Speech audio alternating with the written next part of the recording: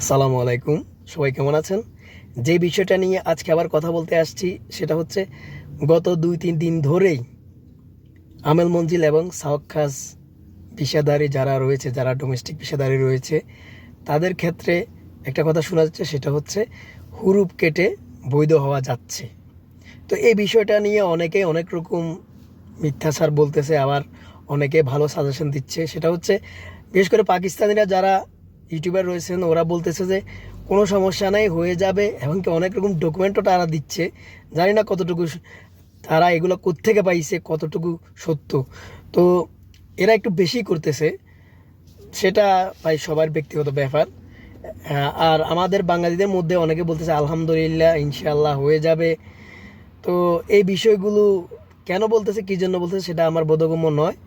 তো বেশিরভাগ যারা ভালো বুঝে, মানুষের ভালো চায়, সবাই পজিটিভভাবে বলতেছে যে এখনও পর্যন্ত সৌদি আরবের কোনো জাতীয় মিডিয়া কিংবা সৌদি আরবের মন্ত্রণালয় থেকে কোনো বিবৃতি আসে নাই যে যারা সাওয়াক্কাস রয়েছে, যারা আমেল মঞ্জিল রয়েছে ডোমেস্টিক ভিসায়, তাদের হুরুপ কাটা যাবে। তো যতটুকু শুনতেছি যে এরকম একটা সুযোগ দিতে পারে, যদি দেয় অচিরেই তারা প্রকাশ করবে এবং কি সবাইকে সেই মেসেজটা দিবে যে হ্যাঁ, তোমরা যারা ডোমেস্টিক ভিসাদারি রয়েছে অবশ্যই তোমরা লিগ্যাল হতে পারবে।